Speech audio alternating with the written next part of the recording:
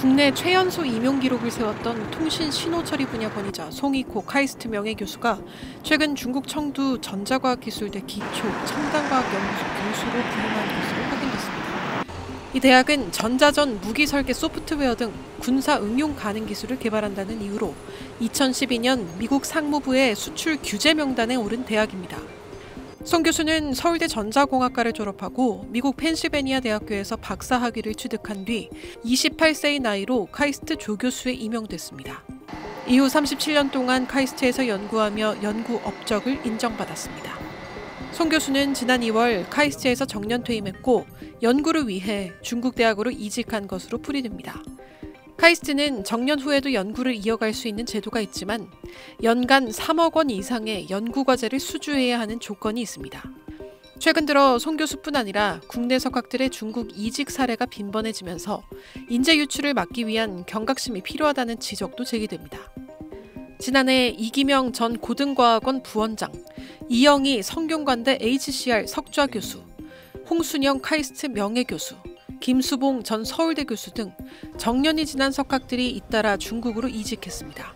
과학기술 한림원에 따르면 정회원의 60% 이상이 최근 5년 이내에 해외 연구기관으로부터 영입 제안을 받았는데 영입 제안의 80% 이상은 중국으로부터 온 것으로 나타났습니다.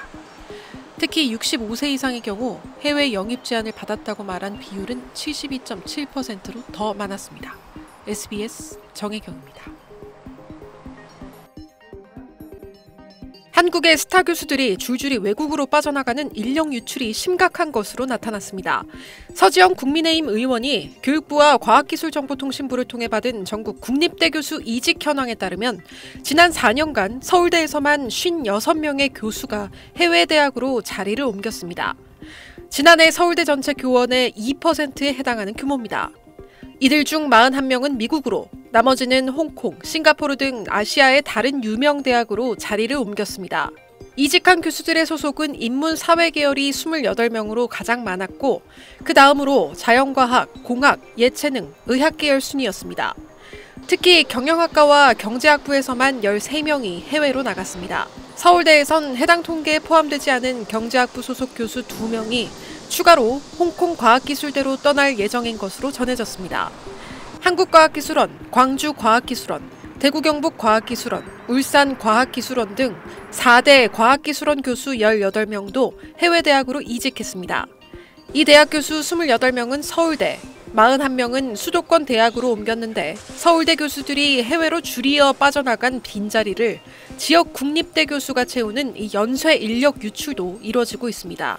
해외 대학은 교수들에게 평균 3-4배 높은 연봉을 제시하며 영입을 제한할 뿐 아니라 연구비와 인프라, 생활 지원까지 전방위적으로 지원하고 있는 것으로 알려졌습니다.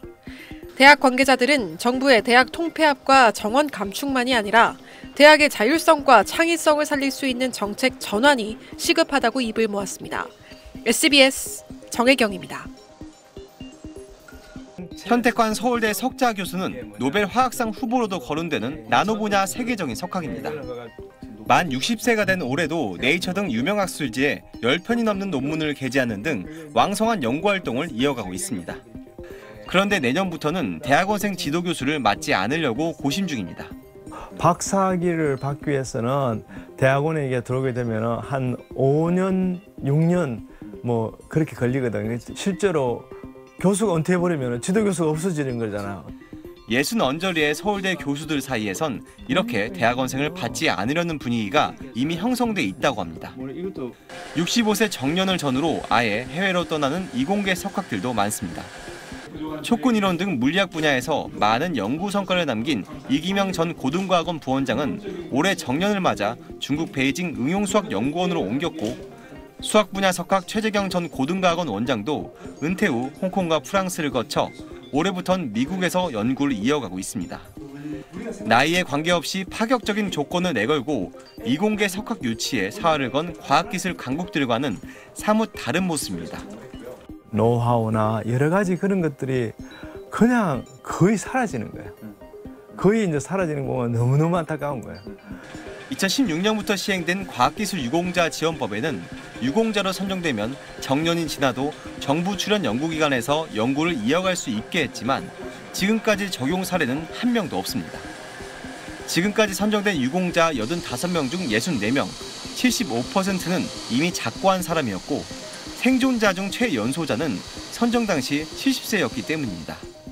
적극적으로 현역에 계신 분들을 유공자로 지정해야 된다. 그래서 이 제도가 실효성을 발휘할 수 있도록 과학기술 발전, 인재 양성과 직결되는 고급 두뇌 유치 노력은 충분한 건지, 있는 제도도 활용하지 못하는 건 아닌지 점검이 시급해 보입니다. SBS 홍현지입니다.